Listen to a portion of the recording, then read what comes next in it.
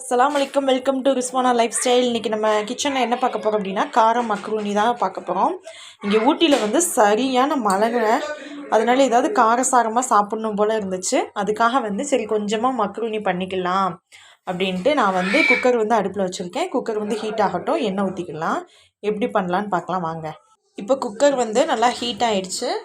இதில் வந்து ஆயில் சேர்த்துக்கலாம். கொஞ்சமாக ஆயில் சேர்த்துக்கலாம். கொஞ்சமாக சேர்த்தாச்சு. ஆயில் வந்து ஹீட் ஆகட்டும்.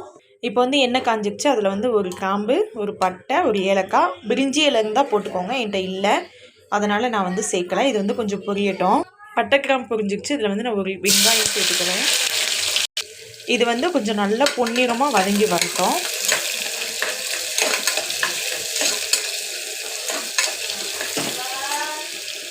இது கூட வந்து நான் காரத்துக்கு 2 பச்சை மிளகாய் சேர்த்துக்கிறேன். உங்களுக்கு காரம் எவ்வளோ வேணுமோ அதுக்கு தகுந்த மாதிரி சேர்த்துக்கோங்க. இப்போது வெங்காயம் கொஞ்சம் ஓரளவுக்கு வதங்கிடுச்சு. இது கூட நான் வந்து ஒரு சின்ன தக்காளியாக ஒரு தக்காளி சேர்த்துக்கிறேன். சேர்த்து விட்டு அதுவும் நல்லா வதக்கிடலாம்.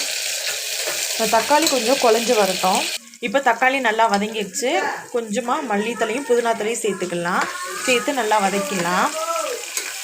இப்போ மல்லி புதினா நல்லா வதங்கிச்சு. இப்போ வந்து 1 ஸ்பூன் அளவுக்கு இஞ்சி பூண்டு பேஸ்ட் போட்டுக்கலாம். போட்டு கிண்டிக்கலாம்.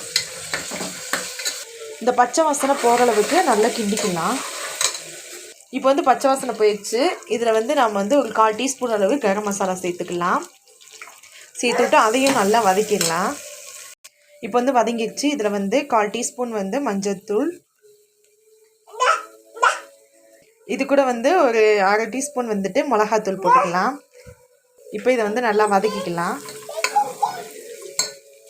இப்போ அந்த மல்லித்தூள் மிளகாத்தூளோட பச்சை வாசனை போயிடுச்சு. கொஞ்சமாக தயிர் ஆட் பண்ணிக்கலாம். டேஸ்ட்டுக்காக தான் தயிர். அதையும் நல்லா வதக்கி விட்டுக்கலாம்.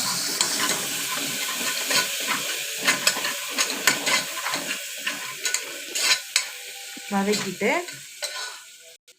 நான் வந்து இந்த பாஸ்தாவை ஒரு 10 நிமிஷம் ஊற வச்சுருக்கேன். அதை வந்து நல்லா வாஷ் பண்ணி அதில் எடுத்து போட்டுக்கலாம். இப்போ பாஸ்தாவை போட்டோம். இதில் வந்து லைட்டாக ஒரு வதக்கிடலாம். நம்ம இன்னும் உப்பு போடலை. தேவையான அளவு உப்பு வந்து போட்டுக்கலாம். தேவையான அளவு கொஞ்சமாக உப்பு. இதை லைட்டாக ஒரு வதக்கிட்டு தண்ணி ஊற்றிக்கலாம். இப்போ வந்து கொஞ்சமாக தண்ணி ஊற்றிக்கலாம். அதாவது 1 டம்ளர் ஊற்றுனீங்கனாலே போதும். அந்த பாஸ்தா முங்குறளவு ஊற்றினா போதும். ஊற்றிட்டு உப்பு எல்லாம் கரெக்டாக இருக்கான்னு பார்த்துக்கோங்க. செக் பண்ணிவிட்டு மூடி விட்டுருங்க. தேவையான அளவு தண்ணி ஊற்றியாச்சு. உப்பு காரம் எல்லாம் கரெக்டாக இருக்குது. நான் மூடி போட்டு ஒரு 3 விசில் விட்டு எடுத்துக்கிறேன். இப்போ வந்து ஒரு 4 விசில் போயிடுச்சு. விசில் ஃபுல்லாக கீழே இறங்கிடுச்சு. ஓப்பன் பண்ணி பார்க்கலாம். சூப்பராக பார்த்திங்கன்னா மக்ரூனி வந்து ரெடியாக இருக்குது. பார்த்தாலே தெரியும். நீங்களும் உங்கள் வீட்டில் இது மாதிரி ட்ரை பண்ணி பாருங்கள். எப்படி வந்துச்சுன்னு சொல்லிட்டு கமெண்ட் பண்ணுங்கள். நம்ம சேனல் ஃபஸ்ட் டைம் பார்க்குறீங்க அப்படின்னா சப்ஸ்கிரைப் பண்ணுங்கள்.